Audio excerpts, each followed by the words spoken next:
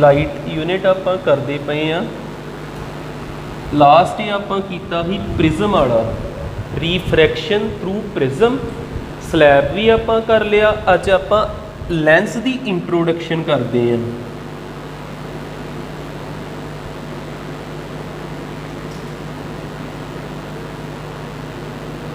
Lens किवें आपां किनू lens कहीदा वा? Lens to introduction to lens. Lens की एक कंडीशन हुंदी आ, कोई भी चीज़ लैंस किनू कह सकते हैं जिहदा एक surface at least one surface is curved. जिहदा एक सरफेस कर्व्ड होवे उन्होंने लैंस कहीदा। ये लाइन जो लिखी दा मीनिंग समझियो। अब वेखियो कर्व मैं इत्थे कर्व बना दिना। ये तो हो गया एक मिरर जिहा लगता पिया ना तुहानूं। मिनीमम दो सरफेस आपां रखने। आ एक सरफेस हो गया सरफेस नंबर 1 ते दूजा सरफेस हो गया सरफेस नंबर 2। किन्ने सरफेस हो गए? दो। घट तो घट एक सरफेस जिहड़ा कर्व्ड होना चाहिए उन्होंने आपां लैंस बोलांगे। ये गल क्लीयर हुंदी? हुण देखियो अगे चीज़ समझियो। जिद्दां आ एक सरफेस हो गया सरफेस नंबर 1, एक सरफेस हो गया सरफेस नंबर 2। घट तो घट एक सरफेस कर्व्ड होना चाहिए, दूजा भी जे हैगा बैनीफिट या नुकसान कोई नहीं, एक होना चाहिए। ये भी किहड़ी कैटेगरी विच आ गया? फिर लैंस की कैटेगरी च आ गया। ये गल पता लगती। फिर देखियो एक सरफेस कर्व्ड आ, दूसरा सरफेस भी कर्व्ड आ, सरफेस नंबर 2 भी कर्व्ड आ। ये फिर किहड़ी कैटेगरी विच आ गया? लैंस की कैटेगरी च आ गया। किन्ने सरफेस कर्व्ड होने चाहिए? Minimum 1 surface. मैक्सीमम 2 होंदे वधिया गल है, उस कोई नुकसान नहीं हैगा। इन्ना क्लीयर होण दिया। उस तो बाद देखियो ये इस तरह भी हो सकता ही। आ सरफेस नंबर 1 हो गया कर्व्ड सरफेस ते दूजा सरफेस जिहड़ा वो पूरा प्लेन हुंदा। सरफेस 2 किदां दा हैगा? प्लेन। घट तो घट एक ते कर्व्ड हैगा ही है ना। जां ये इस तरह हो जाता पहला कर्व्ड ते दूजा भी कर्व्ड हुंदा। सरफेस नंबर 1 भी कर्व्ड सरफेस नंबर 2 भी कर्व्ड। मैं फिर वो गल रिपीट करदा पिया, मिनीमम 1 सरफेस इज कर्व्ड उन्होंने आपां लैंस कवांगे। एक तो इन्हें रिफ्रैक्शन कराउणी, रिफ्लैक्शन नहीं कराउणी। इन्हें किहड़ी चीज़ कराउणी आ? लैंस ने रिफ्रैक्शन।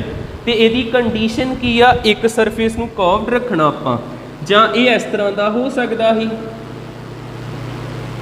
आ भी लैंस हो गया। ठीक है। हुण इन्हां दी कैटेगरी तुसीं मेन 10th स्टैंडर्ड दे विच 2 याद रखने। इस लैंस नूं आपां कहीदा वा कन्वैक्स लैंस,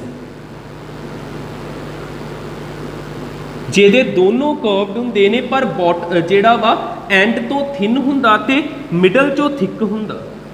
आ जिहड़ा मिडल है ना, इत्थों ये कह लो भी मोटा है थिक आ, पर जिहड़े कंढे आ उन्हां तो पतला थिन हुंदा। याद रख लियो कन्वैक्स लैंस की पछाण की आ? मिडल तो की होना? थिक। थिक ते एंड पॉइंट तो की होना वा? थिन। एंड पॉइंट तो थिन होना जी। ते जिहड़ा आ वा सैकेंड लास्ट, इनू कहना आपां कनकेव लैंस। कनकेव लैंस इहदी पछाण की आ? ये मिडल तो पतला ते आले दुआले तो मोटा है। की आऊगा? मिडल तो की होना वा? थिन ते एजिस तो कंढियां तो ये किदां दा होऊगा? थिक। मिडल तो थिन ते एजिस तो किदां दा होना? थिक। 2 मेन, ज़्यादा कन्फ्यूज ना होयो, बस आ 2 ते मेन याद रख लो। हुण इन्हां दी कैटेगरी जिहड़ा कन्वैक्स लैंस आ ये हुंदा कन्वर्जिंग। तुहानूं भुलेखा ना पवे, जिहड़ा कन्वैक्स मिरर आ वो हुंदा डाइवर्जिंग। उल्टी गल आ, जिहड़ा जे कन्वैक्स मिरर हुंदा ते इत्थे डाइवर्जिंग लिखना है। कन्वैक्स लैंस किहड़ा हुंदा? कन्वर्जिंग। क्लीयर। उस तो बाद देखियो ਜਿਹੜਾ ਕਨਕੇਵ ਲੈਂਸ ਹੁੰਦਾ ਇਹ ਰੋਸ਼ਨੀ ਨੂੰ ਖਿਲਾਰ ਦਿੰਦਾ, ਇਹ ਹੁੰਦਾ ਡਾਇਵਰਜਿੰਗ। ਬਾਕੀ ਆ ਪਲੇਨੋ ਕਨਕੇਵ ਹੁੰਦਾ, ਕੋਈ ਲੋੜ ਨਹੀਂ, ਮੈਂ ਸਿਰਫ ਇਹਨਾਂ ਤੁਹਾਨੂੰ ਦੱਸਿਆ ਹੀ ਆ ਵੀ ਇਦਾਂ ਦੇ ਵੀ ਲੈਂਸ ਹੋ ਸਕਦੇ ਆ, ਪਲੇਨੋ ਕਨਕੇਵ, ਪਲੇਨੋ ਕਨਵੈਕਸ, ਇਹਨਾਂ ਦੇ ਨਾਮ ਯਾਦ ਰੱਖਣ ਦੀ ਲੋੜ ਨਹੀਂ ਹੈ, ਬਸ ਯਾਦ ਰੱਖ ਲਓ ਇੱਕ ਕਨਵੈਕਸ, ਇੱਕ ਕਿਹੜਾ ਹੈਗਾ ਵਾ ਕਨਕੇਵ। ਤੇ ਲੈਂਸ ਨੇ ਕੀ ਕਰਾਉਣਾ ਜੇ ਰੀਫਰੈਕਸ਼ਨ, ਲਾਈਟ ਨੇ ਕੀ ਹੋਣਾ ਲੈਂਸ ਦੇ ਥਰੂ ਪਾਸ ਹੋ ਕੇ ਰੀਫਰੈਕਟਿਡ ਹੋ ਜਾਣਾ ਵਾ, ਰੀਫਰੈਕਸ਼ਨ ਇੱਥੇ ਹੋਊਗੀ, ਰੀਫਰੈਕਸ਼ਨ। ਠੀਕ ਹੈ, ਇੰਨੀਆਂ ਚੀਜ਼ਾਂ ਬਣਾਓ। ਫਿਰ ਇਹਦੇ ਮੈਂ ਦੱਸਦਾ ਕਿੱਥੇ ਸੈਂਟਰ ਆਫ ਕਰਵੇਚਰ ਹੁੰਦਾ, ਕਿੱਥੇ ਪ੍ਰਿੰਸੀਪਲ ਫੋਕਸ ਹੁੰਦਾ।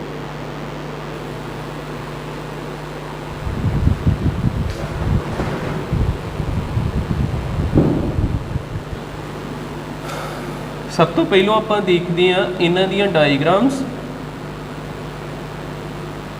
ਕਨਵੈਕਸ ਲੈਂਸ, ਕਨਕੇਵ ਲੈਂਸ ਵੀ ਦੇਖਿਓ ਨਾਲ ਹੀ।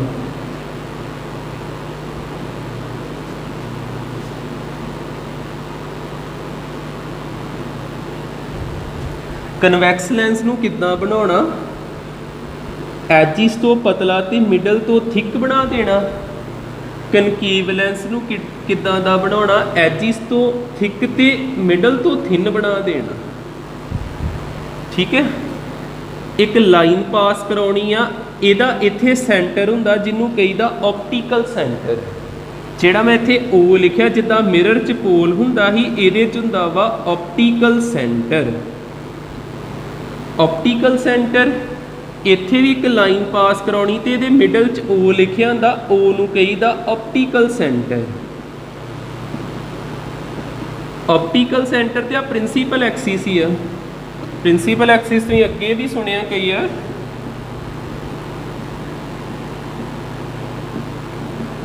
ਪ੍ਰਿੰਸੀਪਲ ਐਕਸਿਸ ਇਹਦਾ ਨਾ ਇੱਕ ਸਰਫੇਸ 1 ਆ ਤੇ ਸਰਫੇਸ 1 ਦੀ ਗੁਲਾਈ ਇਦਾਂ ਵਾ ਨਾ, ਇੱਧਰ ਨੂੰ ਆਉਂਦੀ।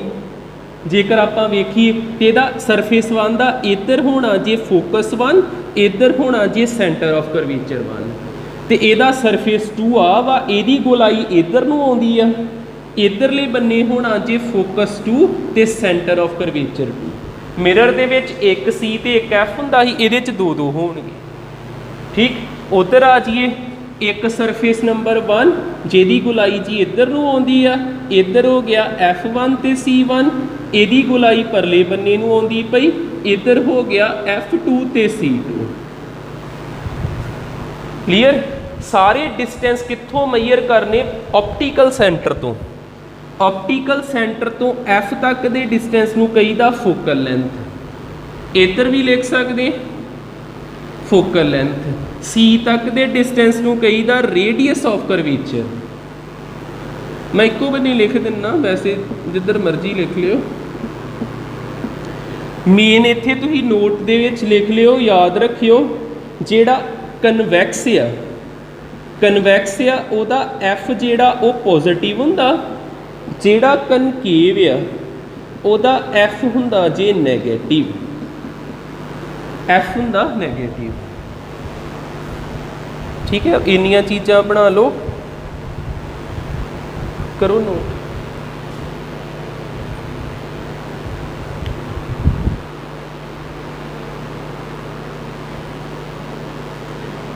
ਇਹਨਾਂ ਦੇ ਵਿੱਚ ਨਾ ਆਪਾਂ ਹੋਰ ਇੱਕ ਚੀਜ਼ ਐਡ ਕਰ ਲਈਏ, ਰੇ ਡਾਇਗਰਾਮ, ਤਾਂ ਕਿ ਬਣਾਉਣੀਆਂ ਸਾਡੇ ਲਈ ਸੌਖੀਆਂ ਹੋ ਜਾਣ। ਦੇਖੋ ਹੁੰਦਾ ਕੀ ਆ, ਜਿਹੜੀ ਰੇ ਆਉਣੀ ਇਹਦੇ ਪੈਰਲਲ, ਧਿਆਨ ਨਾਲ ਦੇਖਿਓ, ਮੈਂ ਇੱਥੇ ਦੱਸਣ ਲੱਗਾ, ਜਿਹੜੀ ਰੇ ਇਹਦੇ ਪੈਰਲਲ ਆਉਣੀ ਆ ਪ੍ਰਿੰਸੀਪਲ ਐਕਸਿਸ ਤੇ, ਪੈਰਲਲ ਰੇ ਜਾਂਦੀ ਪਈ, ਤੁਸੀਂ ਇਹਦੇ ਮਿਡਲ ਜੇ ਤੱਕ ਇਹਨੂੰ ਖਾਣਾ, ਜਿੱਦਾਂ ਆ ਵਿਚਕਾਰ ਜਿਹਾ ਵਾ ਇਹਦਾ ਇੱਥੋਂ ਤੱਕ ਖਾਣਾ, ਫਿਰ ਇਹਨੂੰ ਬੈਂਡ ਕਰਾ ਕੇ F ਚੋਂ ਪਾਸ ਕਰਾਇਆ ਕਰਨਾ।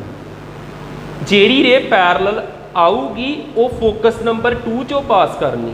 ਇਹਨੇ ਰੇ ਨੂੰ ਬੈਂਡ ਕਰਤਾ, ਇਹ ਕਨਵਰਜਿੰਗ ਜੀ, ਜਿਹੜਾ ਬੈਂਡ ਕਰ ਦਿੰਦਾ ਵਾ, ਮੀਟ ਕਰਾਉਂਦਾ ਵਾ ਸਾਰੀਆਂ ਪੈਰਲਲ ਰੇਸ ਨੂੰ, ਉਹਨੂੰ ਕਿਹੜਾ ਕਹੀਦਾ, ਕਨਵਰਜਿੰਗ।